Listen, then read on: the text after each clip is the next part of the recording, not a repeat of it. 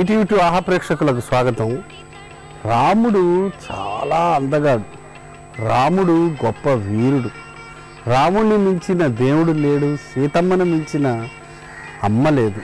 సీతారామచంద్ర స్వామి దేవాలయంలో ఉన్నాను నేను ఇప్పుడు. ద్వారకా తిరుమలకి 7 కిలోమీటర్ల దూరంలో ఉంది. తూర్పు ఎడవలిలో ఉన్నాను. 2003 జూన్ 19వ తేదీన ఈ గుడి ప్రతిష్ఠ జరిగింది. ఎంత అందంగా ఉందండి ఈ దేవాలయం. చాలా సుమనోహరంగా ఉంది. 1 ఎకరం విస్తీర్ణంలో సుందర కళా వైభవంతో సుమారు ₹1 కోటి వ్యయంతో ఈ రామచంద్ర స్వామి ఆలయ నిర్మాణం జరిగింది. 52 అడుగుల రాజగోపురం శిల్పకళా వైభవం అన్నమాట. ఇంకా చెప్పడానికి లేదు.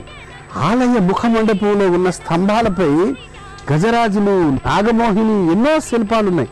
మధ్యలో చిన్ని కృష్ణుడు ముద్దు గొలుపుతూ ఉంటాడనమాట. అంతేకాకుండా ఈ ముఖమండపం మొత్తం పైనంతా మనకి 12 రాసుల గుర్తులు ఉన్నాయన్నమాట. తర్వాత ఇక్కడ చెప్పుకోవాల్సింది ఏంటంటే ఈ 52 అడుగుల గాలి గోపురంపై రామాయణానికి సంబంధించిన అనేక బొమ్మలు ఉన్నాయి. ఇక్కడ యాగశాల కూడా ఉందన్నమాట. ఇక్కడ శ్రీరామనవమికి వసంత నవరాత్రోత్సవాలు జరుగుతాయి. భద్రాచలం లాగే ఇక్కడ అభిజిత్ లగ్నంలో కళ్యాణం జరుగుతుంది. తెల్లవారి పట్టాభిషేకంతో నవరాత్రులు ముగుస్తాయన్నమాట. జ్యేష్ఠ మాసంలో బ్రహ్మోత్సవాలు జరుగుతాయి. మనది ఎప్పుడూ ఒకటే, ఆహారోత్సవం. చలో జంగారెడ్డిగూడెం. జంగారెడ్డిగూడెంలో సూర్య కాలేజీ రోడ్లో ఉన్నానండి. మనకి విజయ ఈరోజు బిస్కెట్ పూరి చేయబోతున్నారు.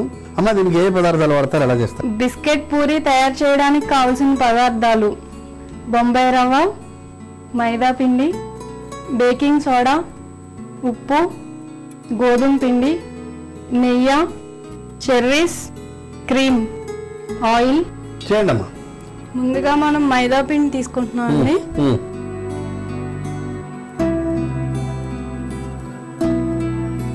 కొద్దిగా బొంబాయి రవ్వ తీసుకుంటాం. ఏ తర్వాత అర్థమైంది ఏంటంటే చక్కగా అన్ని తెల్లని పదార్థాలు, మన కలర్. మైదా వేశారు, బాంబే రవ్వ వేశారు, ఇంకా నాకేమో నెయ్యి అర్థమైంది. అదేందో గోధుమ పిండి ఏదో ఉంది, బటర్ ఉంది.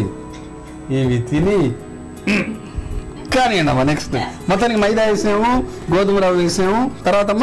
తర్వాత గోధుమ పిండి. ఇది ఒకటి మాత్రం చాలా ఆరోగ్యప్రదమైందండి. No doubt in that. గోధుమ పిండి. తర్వాత నెయ్యి తీసుకుంటాం. తగినంత ఉప్పు. ఓకే.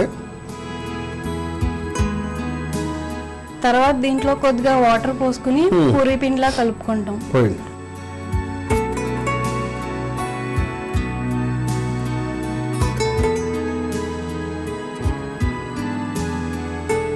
ఇలా కలుపుకున్న పిండిని 2 గంటల సేపు నానబెట్టుకోవాలి.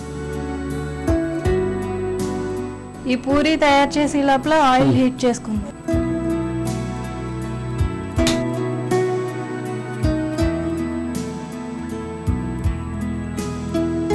పూరి చేసి బిస్కెట్ లా చిన్న చిన్న ముక్కలు చేస్తారు. చేయండి, పూరి చేయండి.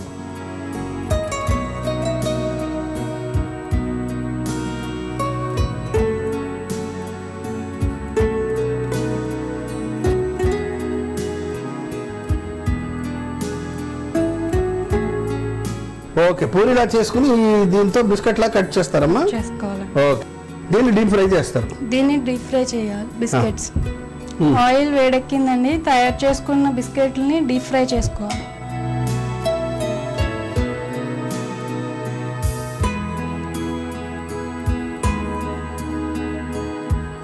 ఒకవైపు వేగింది, రెండో వైపు తిప్పుకోవాలి. ఇప్పుడు వేగిపోయినండి, ప్లేట్లోకి తీసుకుందాం.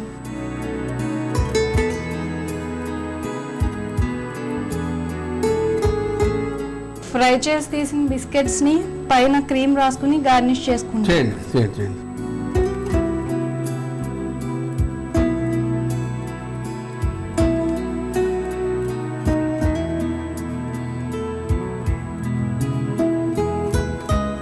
క్రీమ్ రాసాం కదండి, దీనిపైన చెర్రీస్ పెట్టుకుంటాం.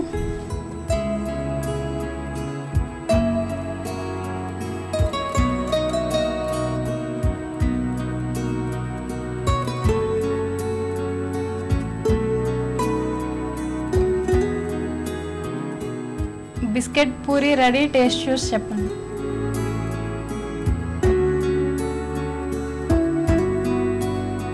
ఆహా